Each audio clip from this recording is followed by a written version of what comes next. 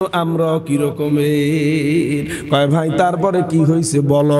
কয় আমার বাড়ি অনেক কর্মচারী ছিল, কাজ কইরা এক কর্মচারী টাকা না নিয়ে চলে গেছে, টাকা না নিয়ে চলে গেছে। আমি আব্দুল হালিম হইল তো এক বাসা বাঁচতাম, কথা বুঝেন নাই?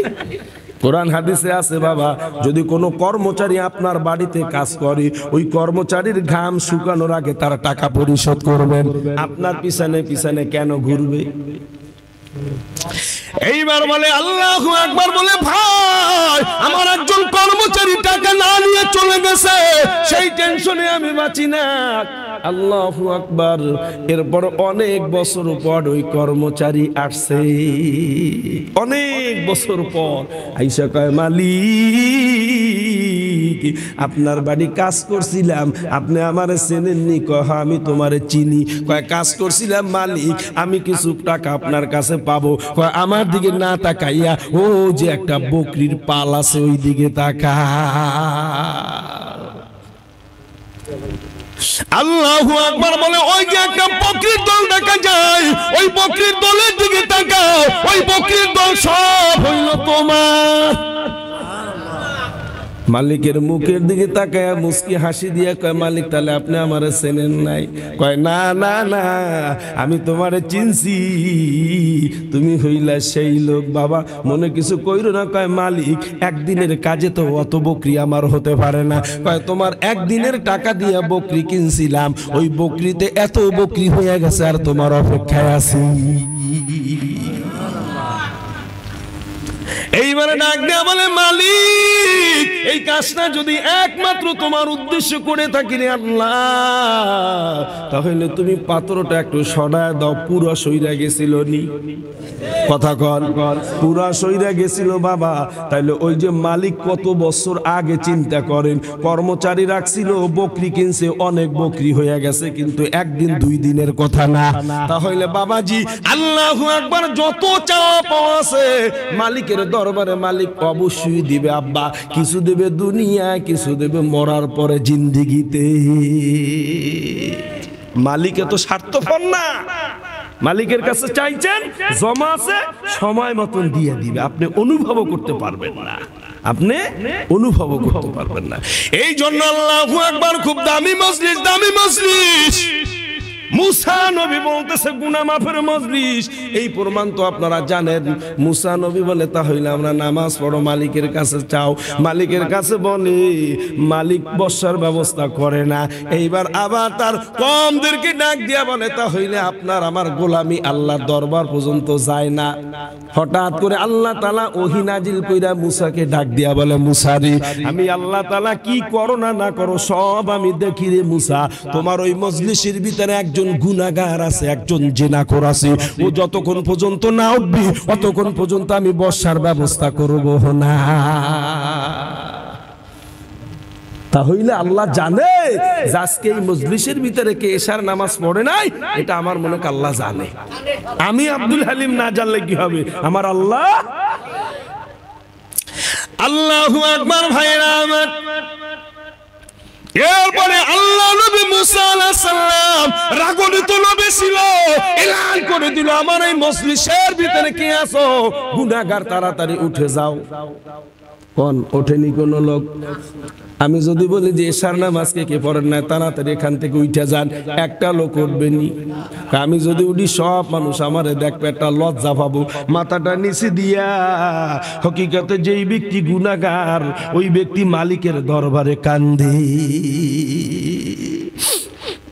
মালিকের দরবারে কান্দে। মালিক রে এমন ধরলো আমি যদি এখান থেকে উঠে যাই, মুসা নবী আমারে ক্রস ফায়ারও দিয়ে দিতে পারে রে আল্লাহ। ও আল্লাহ তুমি আমারে বসাইছো, মাপ না করায় আমারে উঠাবা না,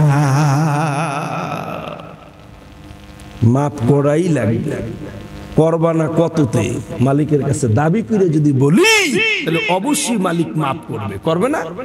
আরে কথা কন না, এরকমের মাপের ঘটনা আছে না? আছে। একটা আর দুইটা, পাঁচটা আর 10টা, শতে শতে ঘটনা আছে। বড় বড় অপরাধ আপনি আমি কি করছি, আপনি আমি কি করছি অপরাধ? নিজের একটা মেয়েকে জ্যান্ত কবর দি নাই, দাহিয়া কলবি নিজের কয়েকটা মেয়েকে জ্যান্ত কবর দিছে। দেওয়ার পর আল্লাহ মাফ করে নাই? কথা কয় না কেন? মাফ করছে তো করছে, চেহারার রঙই আল্লাহ তাআলা পাল্টাই দিছে। হাদিসের ভিতরে আছে যে জিবরাইল আলাইহিস সালাম আর ওই দাহিয়া কলবি যদি এক জায়গায় দাঁড়াইতেন, তাহলে কে জিবরাইল কে দাহিয়া কলবি চেনা বড় দায় হয়ে যাইত। সুবহানাল্লাহ।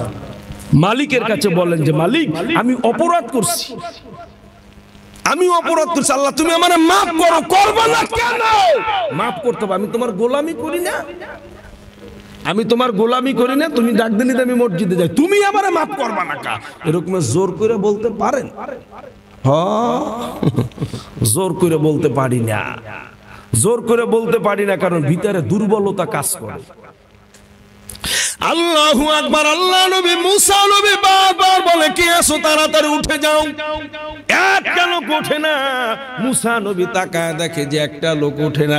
কিছুক্ষণ পরে দেখে আল্লাহ আরশ থেকে আল্লাহ তাআলা বৃষ্টির ব্যবস্থা করে দিছে। এইবার মুসা নবী ডাক দিয়ে বলে আল্লাহ লাম ইয়ালিদ ওয়া লাম ইউলাদ ওয়া লাম ইয়াকুল লাহু কুফুয়ান আহাদ। আল্লাহ তুমি কারোরে জন্ম দাও নাই, কারো কাছ থেকে জন্ম নাও নাই, তুমি যা বলো আল্লাহ একবার বলো, পাল্টা পাল্টি করো না। আমি মুসা তো তাকাইয়াছিলাম, একটা লোক আমার মজলিস থেকে আল্লাহ ওঠে নাই, তুমি বসার ব্যবস্থা কেন করেছো আল্লাহ তুমি আমাকে বলো। কিভাবে মালিকের কাছে জোর করে বলতেছে আল্লাহ আমি তো তাকিয়েছিলাম, একটা লোক তো ওঠে নাই, তো তুমি বর্ষার ব্যবস্থা কেন করছো এটা আমারে জানাও। আল্লাহ তাআলা জানাই দিল জমানার নবী মুসা তোমার ওই মজলিসের ভিতরে হাকিকতে যেই ব্যক্তি গুনাহগার ও এমন ভাবে আমারে ধরলো, আমার কাছে মাপ চাইলো, এমন কান্দা কান্দো মুসার আমি সব সহ্য করতে পারি, আমি বান্দার চোখের পানি আমি সহ্য করতে পারি না। আমার কোন বান্দা বান্দি যদি আল্লাহু আকবার গুনার কথা মনে করে যদি মালিকের দরবারে কান্দে, আল্লাহু আকবার কিতাবের ভিতর আছে ওই চোখের পানি নাকের ডগায় আসার আগে আল্লাহ তাআলা তার तमाम জীবনের গুনাহ আল্লাহ মাফ কইরা দেয়। বলে মুসা রে ও এমন ভাবে আমাকে ধরছে যে আমি আল্লাহ তাআলা মাফ না কইরা আমি পারি না, ওরে মাফ কইরা দিছি, বর্ষার ব্যবস্থা আমি আল্লাহ করে দিছি। তাহলে আব্বা এটা হইল দোয়া কবুলের মজলিস, দোয়া কবুলের মজলিস। এই জন্য আমার যুবক ভাইরা আমি যে আয়াত আপনাদের সম্মুখে তেলাওয়াত করছি, আল্লাহ পাক রব্বুল আলামিন পিতা মাতার খেদমতের কথা বলছেন আল্লাহ। এই আয়াত আছে নাকি? ওয়াকাদা রাব্বুকা আল্লা তা'বুদু ইল্লা ইয়্যাহু ওয়া বিল ওয়ালিদাইনি ইহসানা। আল্লাহর ইবাদত করার পরে মা বাবার খেদমতের কথা বলছেন আল্লাহ। কে বলছে? একটু জোরে কর। আজকে মা বাবার খেদমত যারা করবে হাদিসের ভিতরে আল্লাহ তাআলা তাদেরকে 5টা পুরস্কার দান করবেন। কয়টা? মা বাবার খেদমত। কিন্তু মা বাবা যারা আছি শুধু মা বাবার খেদমতের রস, মা বাবারও তো কিছু দায়িত্ব আছে, আসেনি না নাই? আসেনি। সন্তানের হক যে রকমের পিতা মাতার উপরে, পিতা মাতারও হক কিন্তু সন্তানের উপরে থাকা দরকার। নাই? আজকে যেখানে যাই সেখানে হুজুর একটু মাতা পিতার বয়ান করেন দি, একটু খেদমত, তাহলে বোঝা গেল যে ওই এলাকায় মাতা পিতার হক ঠিক মতো সন্তানরা আদায় করে না। এর কারণ হইল দোষী হইল মাতা পিতা। রাগ কইরেন না। ওই যে টাঙ্গাইল এলাসিন মোড়ে কালেকশনে দিছে, তো কালেকশন করতে করতে একটা নাম দিছে, হুজুর এই ব্যক্তির জন্য দোয়া করেন। কথা বুঝেন? এই জন্য কোন বলে কিন্তু জ্ঞানী যারা বোঝে তারা, জোরে বলেন, জ্ঞানী যারা বোঝে তারা শুধু ইশারায়, নাদানের বুঝাইতে কে পারে কোথায়। সারা রাত্র বুঝাইতে পারবো না। নাম একটা চলে আসছি, নাম আসার পরে আমি বললাম যে আল্লাহ গো আমার এক বোন সেতু কইরা, নাম সেতু, কাল আমি দোয়া করি আল্লাহ গো আমার এক বোন তোমার এই মাদ্রাসার জন্য 2000 টাকা দান করছি। যেই আল্লাহ আমি দোয়া করতেছি, যেই ব্যক্তি টাকা দিছে কয় হুজুর ওটা বোন না, ওটা হইল ভাই। ভাই, ওটা কি ভাই। আমি কই কেমন ভাই? সেতু তো কোনোদিন পুরুষের নাম আমি শুনি নাই, আমি শুনছি মহিলাকে নাম সেতু, এই জন্য আমি আমার বোনের জন্য দোয়া করছি। লোকটার মেজাজ খারাপ হয়ে গেছে, কয় হুজুর আপনি একজন আলেম, আপনি সেতুর শব্দ আপনি জানেন না, সেতুর অর্থ কি আপনি জানেন না? আমি বলছি ভাই আমি আলেম হয়েছি, আমি সেতুর অর্থ জানি না, আমি জানি পদ্মা সেতু, যমুনা সেতু, এই সেতু আমি জানি। এই জন্য আপনি হক, আপনি সন্তান হক আপনি আদায় করবেন, আল্লাহু আকবার, সন্তানও আপনার হক আদায় করবে। কিন্তু আমাদের দেশে আজকে কালচারটা দেখেন কি অবস্থা। কিতাবের ভিতর আছে যদি কারো একটা সন্তান যদি হয় বাবাজি, সন্তান হইলে পরে তার ডান কানে আজান, বাম কানে কামত দিতে হয়। শতকরা 95 বাচ্চা, শতকরা 95টা বাচ্চা আজান একামত ছাড়া কিন্তু জন্ম হয়। কথা কয় না? আসেনি? আমাদের সমাজ আছে আজান একামত ছাড়া জন্ম হয় বলে হুজুর সেটা কেমন কথা? সেটা হইলো আসল কথা বাবাজি। ওই সন্তান গর্ভে আসার পরই স্বামীকে ডাক দিয়া বলে, স্বামীরে আমারে নরমাল ডেলিভারি করবা না, আমারে ম্যাটারনিটি ক্লিনিকে নিয়ে আমারে সিজার করবা। গোপালগঞ্জের ভিতরে এমন মার সন্তান আছে যে একটা মার 10টা সন্তান, একটা সন্তানেরও সিজার লাগে না।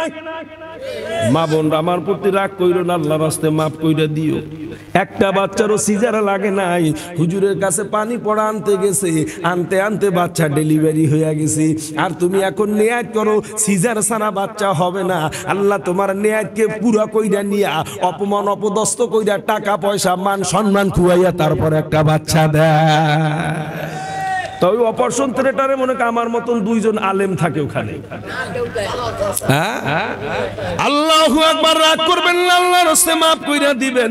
বাবাজি সন্তানটা হয়ে গেল, আজান একামত দিতে পারলাম না, এরপরে উচিত হইল সুন্দরভাবে একটা নাম রাখা। আসেনি নাম? সিন্টু, রিন্টু, পল্টু, নান্টু, কথা বলেন, এই হইল নাম। এ নাম কি সাহাবীদের নাম? আর আমরা যদি একটা নাম কই, মেয়ে একটা হইছে, আমি যদি বলি যে আব্বা আপনার মেয়ের নামটা রাবেয়া রাখেন, ওর হুজুর অতি ওল্ড মডেল, ও চলে না, ও চলে না। কি করেন? ঠিক আছে না রকমের? আমি যদি বলি যে আব্বা আপনার একটা সন্তান হয়েছে, আপনি নাম রাখেন মুসা, কয় হুজুর ও চলে না, বহুত আছে আমাকে গ্রামে। কেডা বলে অনেক দিন পর একটা সন্তান হয়েছে, তো সন্তান হওয়ার পরে হুজুরের কাছে কয় হুজুর এমন ছোট্ট একটা নাম রাখবেন যেই নামে মানে ডাকতে গেলে যেন মুখটা ভর্তি হয়ে যায়, মুখ যেন ভরে যায়, নামটা এরকমের নাম।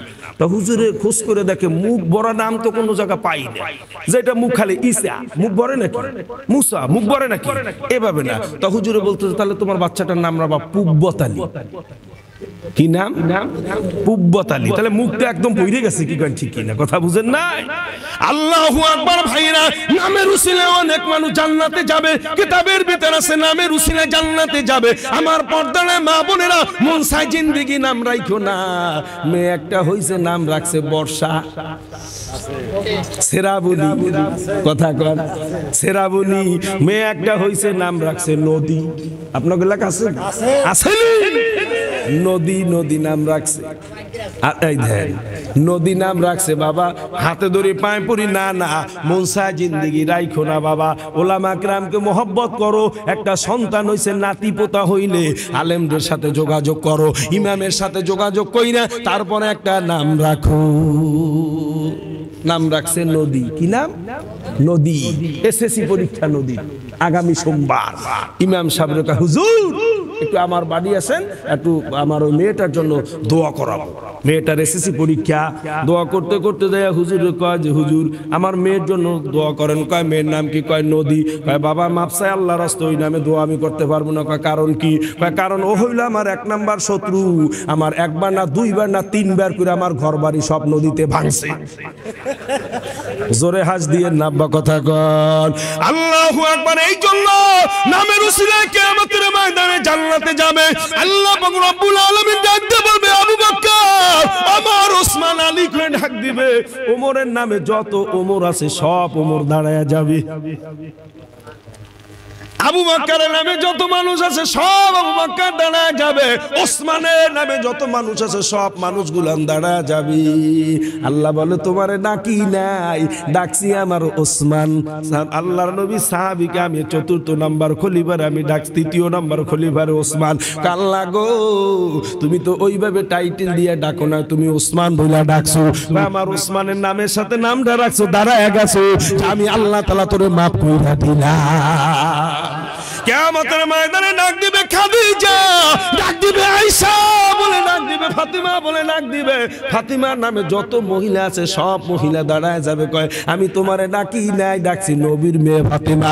এইভাবে নাম ঘোষণা কইরা ডাকো নাই। আল্লাহ বলবে যা ওই নবীর মেয়ে ফাতিমার নামে নাম রাখছিলি, আমি আল্লাহ তাআলা তোরে মাফ কইরা দিলাম। তাহলে সন্তান হইলে ডান কানে আজান, বাম কানে ইকামতের ব্যবস্থা করতে হবে। এরপরে সুন্দর একটা নাম রাখতে হবে, ওই বাচ্চার দ্বারা ভালো আশা করা যাইতে পারে। হওয়ার আগেই চিন্তা ভাবনা, জবানে জিকির লা ইলাহা লা ইলাহা ইল্লাল্লাহ, লা ইলাহা লা ইলাহা লা ইলাহা ইল্লাল্লাহু মুহাম্মাদুর রাসূলুল্লাহ সাল্লাল্লাহু। এই আলোচনা মনে হয় আপনাদের কাছে ভালো লাগে না? কথা বলে ভালো লাগুক আর না লাগুক, দাওয়াত দেন আর না দেন, হক কথা বলতে হবে। আজান ইকামত চলে গেল, ভালো একটা নাম হয়ে গেল। এরপরে বাবা কি না না চা পান খাওয়া বাদ দিয়ে দিছি, ও খাই না বাদ দিয়ে দিছি। ও চা খাইলে কিছু লোক আছে সমালোচনা করে। হ্যাঁ কাকা, চা খাইলে কিছু মানুষের সমালোচনা, একটু জিকির ধরাই দিয়ে একটু আস্তে জিকির ধরাই দিয়ে একটু চা খাই, দোকানের দ্বারে বসে কয় এখন যায় হুজুরও চা খায়। কি আছে না কিছু লোক? আরে সমাজে আছে, ওরা মাহফিলের তো পক্ষে না, মাহফিল তো করতে দেবে না, মাহফিল যাতে না হয় তার ষড়যন্ত্র। কথা কয় এত মাহফিল দিয়ে কি হবে, অত হুজুর একটা ব্যবসা। কি খান ঠিক কি না? এ জায়গা হালিম আনবেন কেন? আনবেন মমতাজ। মমতাজ যদি আনতেন তাহলে দেখতেন এরকমের তো 10টা জায়গা লাগতো খালি গ্যারেজে ওই সাইকেল রাখার জন্য। কথা বুঝেন নাই? আজকে যুবদের সমাজের উদ্যোগে মাহফিল, আল্লাহু আকবার, পরানটা জুড়ায় যায়। যারা আসবে আনবে যারা আইয়ুব বাসুরে, তারপরে মমতাজের নুরা নাই লাগে, এগুলান বাদ দিয়ে আনে কোথায় আব্দুল হালিম সাহেব, কোথায় আনে ইলিয়াসুর রহমান জিহাদি, খালেক সাইফুল্লাহ আইয়ুবী, এরকমের মানুষ আনে। 2 ঘন্টা 2.5 ঘন্টা যদি এই ময়দানে বসে থাকে, খোদার কসম তার আমলনামায় একটা গুনাহ হবে না। এইটার ষড়যন্ত্র লাগছে। কথা বলেন ঠিক না? আপনাদের এলাকা না, কিন্তু বিভিন্ন জায়গায় অনেক জায়গা থেকে মাহফিল বন্ধ হয়ে গেছে, বন্ধ হয়ে গেছে। আমরা হুজুর আমার কিন্তু এমনি কোনো দোষ নাই, কথা বলে হক কথা কইতে গেলে আমরা ভালো না। মাহফিল বন্ধ হয়ে গেছে, মাহফিলে কি কই আমরা বলেন? আপনারা যত আলোচনা শোনেন ও হালখাতা দেওয়াই লাগবে। আবার দেয় কাকে? দেখেন যারা দিতে পারে তাকে দেয়। কথা বলেন ঠিক কি না? বাড়ির পাশে গরিব, হ্যাঁ হ্যাঁ মায়ের হাত ধরে রাখা, আব্বা আমাকে তো দাওয়াত দেয় নাই, আকিকা করতে হবে বাচ্চার নামে। এরপরে আরো আছে, সারা রাত ফুরাইলো শেষ, আবার ভালো সন্তানের আশা ওইভাবে আশা করা যায় না, ওইভাবে আশা করা যায় না। ভালো সন্তানের একটা আশা করতে হইলে একটু খুঁজে দেখেন, যত উলামা কিরাম বড় বড় আল্লাহওয়ালা, এই যে শামসুল হক ফরিদপুরি রহমাতুল্লাহ আলাইহি, তার মার একটু জীবনী খুইলে দেখেন। সিঙ্গিপাড়া বাজারে কয়দিন বাজার করতে আইছে, একটু খুইলে দেখেন যে ইতিহাস। বড় বড় উলামা কেরাম যারা আছে, আব্দুল হালিমের মার একটু জীবনে একটু ঘুরে আসেন খুলনা থেকে, জীবনে মায়ের দেখি নাই। ছোট ছোট বাচ্চারা মাদ্রাসা, ছোট ছোট বাচ্চারা তারা যাবে, তারাও মায়ের দেখতে পারে না। সকাল সন্ধ্যা তাহাজ্জুদ, একদিন কালো কামাই নাই, একদিন কালো কামাই না। আল্লাহর কাছে চাইলে আল্লাহ তাআলা দেয়। বাবা কথায় কথা সাবধানে, কষ্ট হয় না তো? আমার বাবা হইলো আমার দাদার একটা সন্তান, আমার বাবা। আমার নানা বাড়ির বংশ খুব ভালো, তো আমার মার সাথে বাবার বিবাহ 5 বছরের ভিতরে কোনো সন্তান নাই। 5 বছরের ভিতরে আমার দাদার ডিসিশন নেওয়া, এই বউ রাখা যাবে, কোনো সন্তানাদি হয় না। আমার একটাই মাত্র ছেলে, সন্তানাদি হয় না। এটা মার জবানের কথা হয়ে গেছে সবাই আগে। সুবহানাল্লাহ। আগে বিক্রি হয়ে গেছে কার দোয়ায়? জোরে কর। মার দোয়ায়, মার দোয়ায় আগে বিক্রি হয়ে গেছে বাবাজি। চাকরি করতে যাও, মার কাছে একটু বইলা যাস, কাজের ভিতরে বরকত পাবি, চাকরির ভিতরে বরকত পাবি। আল্লাহু আকবার। মুসা নবী যে জিজ্ঞেস করে, ভাই গো এই গোশের কেজি কত? কয় ওই গোশ তো বিক্রি হবে না। কয় যা গোশ এমনি যেই দামে বিক্রি করছো তার ডবল দিব। কয় ডবল আর 3 ডবল বুঝি না, ওই গোশ আর বিক্রি হবে না। মুসা নবী পরিচয় দিলেন না। আল্লাহু আকবার ভাইরা আমার। এরপরে মুসা নবী বলে, আল্লাহ আমি তো কি তোমার খেলা আমি বুঝলাম না। এইবার ওই যে কষাই ওই নিজের থলেটা নিয়ে বাড়ি যায় বাবা, নিজের স্ত্রীর কাছে দিয়া না, নিজের স্ত্রীর কাছে দিল না, নিজের হাতে নিজে ওটা সুন্দরভাবে পাকাইলো। মাঝে মাঝে মাহফিল কইরা যে আমার বাবাজিরা, আল্লাহু আকবার, আমার সোনা ভাইরা, জনম দুঃখিনী মা এই কয়েকদিন আগে বলে, আব্বু দেখো তো নতুন মিঠা উঠছে কিনা, নতুন মিঠা ওই যে ট্যাকেরাট মাদারীপুর পাওয়া যায়, নতুন গুড় আছে কিনা একটু দেখো। ভাইরা রে, আমার সাথে যেই ছেলেটা আসছে ওর কাছে জিজ্ঞেস করে দেখেন, আমি একেবারে ট্যাকেরাট থেকে শুরু করে আমি মস্তাপুর পর্যন্ত আমি সব জায়গায় খুঁজি। আমার বলো হুজুর আপনি কি খোঁজেন? আমি কই তুমি জানো না, আমার জনম দুঃখিনী মা একটু গুড়ের কথা বলছে, নতুন গুড় কোথায় পাওয়া যায়। হঠাৎ করে যায় দেখি একটা দোকানের সামনে কিছু গুড় আছে বাবা। বলে, আমি বললাম কেজি কত? কয় 250 টাকা। আমি কই 250 আর 300 বুঝি না, আমার এখান থেকে 2 কেজি গুড় সুন্দর ভাবে একটা প্যাকেট কইরা দাও, খাবো কি? ওরে কত মানুষ দেখছি ভাই রে দুনিয়ায়, মায়ের মতো আপন কেহ নাই রে নাই। আল্লাহু আকবার ভাইরা আমার। ওইটাই না মার সামনে আমি দিছি, মার কাছে কি আমার দোয়া চাওয়া লাগে না, মার অন্তর থেকে দোয়া বের হয়ে যায়। আল্লাহু আকবার। আমি আব্দুল হালিম বাবাজির এই জিনিসটা আমি পরীক্ষা করছি যুবক ভাইরা আমার। আমি পরীক্ষা করছি যে যেই দিন আমার জনম দুঃখিনী মা বাবারে আমি কোনো একটা জিনিসের ব্যবস্থা করে দিই, আমার মা বাবার পিছনে আমি যদি 1000 টাকা খরচ করি, রাত্রে বেলায় 2000 টাকা আল্লাহ তাআলা আমার পকেটে দিয়ে দেয়। আল্লাহু আকবার ভাইরা আমার। এরপরে মুসা নবী শুধু তার মনের ভিতরে একটা ভাব যে আমার সাথে এক সামান্য একজন কসাই আমার সাথে জান্নাতি হবে, আমার বন্ধু হবে, আমার দোস্ত হবে। কারণ কি, এইবার বাড়ি চলে গেল, যায় দেখে বাবা নিজের হাতে নিজে ওইটাকে সুন্দরভাবে পরিষ্কার করছে। আছে না এরকমের? আমাদের সমাজে কিছু লোক আছে না, দেখবেন মা ঘুমাইতে যায়, বাবাজি আমার এক উস্তাদরে দেখলাম, হাফেজ মাওলানা ইউনূস আহমদ সাহেবকে দেখলাম, জনম দুঃখিনী মা একেবারে মৃত্যুর শয্যায় চলে যাবে, ওই মার মুখের ভিতরে পানি দেয়, চামচ দিয়া পানি দেয়, এই পানি গাল বায়া বায়া পড়ে, আর ওই মাওলানা সাহেবরে দেখি ওই চামচ দিয়া কাছাই ওই পানিটা খায়। আমি বললাম কারণ কি হুজুর? কয় আব্দুল হালিম এই তো নেয়ামত হারায়া ফেলবো, এই নেয়ামত তো আর জীবনে কোনোদিন পাওয়া যাবে না। আল্লাহু আকবার ভাইরা আমার। এইবার মুসা নবী সাথে সাথে গেল, যাওয়ার পরে যায় দেখে ওই কসাই নিজে সুন্দরভাবে গোশটারে পরিষ্কার করছে, নিজের হাতে পাক কইরা, তারপর জনম দুঃখিনী মা ওই মার মুখে উঠাইয়া দেয়। মার মুখে যখন উঠাইয়া দেয়, আজকে এখানে মাহফিলে বসা আছো বা জনম দুঃখিনী মা তোমার বেঁচে আছে রে ভাই, ওই বাড়ি যায় দেখবি মারে ডাক দেওয়া লাগবে না, তুমি ঢোকার সাথে সাথে তোমারে মায় ডাক দিবে, বাবা আইসনি। আল্লাহু আকবার। যুবক ভাইরা, খোদার কসম রাত্র যদি 4টা বাজে 3টাও যদি বাজে, আমি আব্দুল হালিম সাহেবের সাথে আমার সাথে গাড়িতে চলো বাবা, যায় দেখবো ওই জনম দুঃখিনী মা একটা চেয়ার পাইতা গেটের সামনে বসা বারান্দার ভিতরে। আমি কই ও মা, রাত্র তো গভীর মা, তুমি কি ঘুমাও না? একদিন কাল যায় কলিং বেল টেপা লাগে না, গাড়িতে হরেন দেওয়া লাগে না বাবাজি, যায় দেখি মা ওখানে বসা। ও মা, তুমি কি কি ঘুমাও না? কয় বাবা তুমি বাড়িতে আসবা, রাস্তাঘাটে কত জায়গায় গাড়ি অ্যাক্সিডেন্ট হয় রে বাবা, যখন শুইতে যাই তোমার কথা মনে পড়ে। বিদেশে পথে যদি ছেলে মারা যায় সবার আগে আঘাত লাগে মায়ের কলিজায়। আর মা বাবার মনে যদি কষ্ট দেয়, তার একটা রেজাল্ট, তার একটা ফলাফল আল্লাহ দেখায়। আরে কথা বলে আল্লাহ দেখায়, আল্লাহ দেখায় না?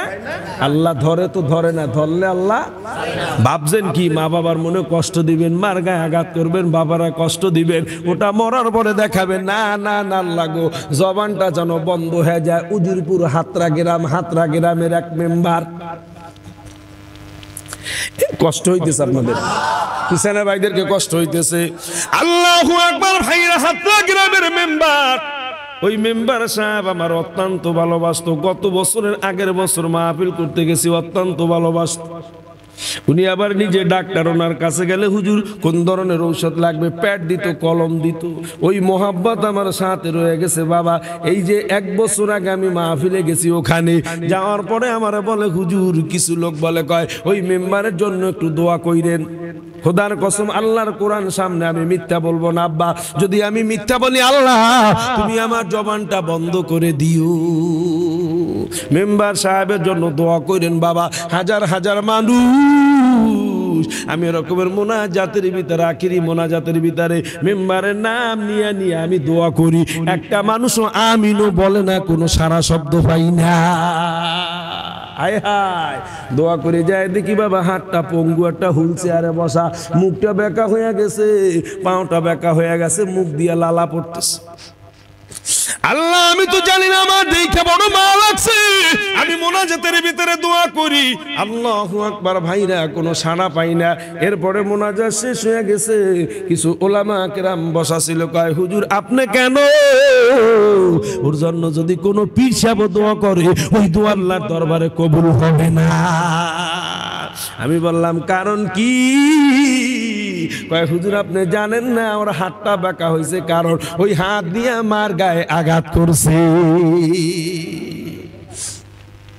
ওই হাত দিয়ে আমার গায়ে আঘাত করছে, মুখ বাঁকা, ওই মুখ দিয়ে মায়ের গালি দিছে। হুজুর পাউটা বাঁকা হয়ে গেছে, ওই পাও দিয়ে আমার গায়ে আঘাত করছে। আমার আল্লাহ সহ্য করতে পারে?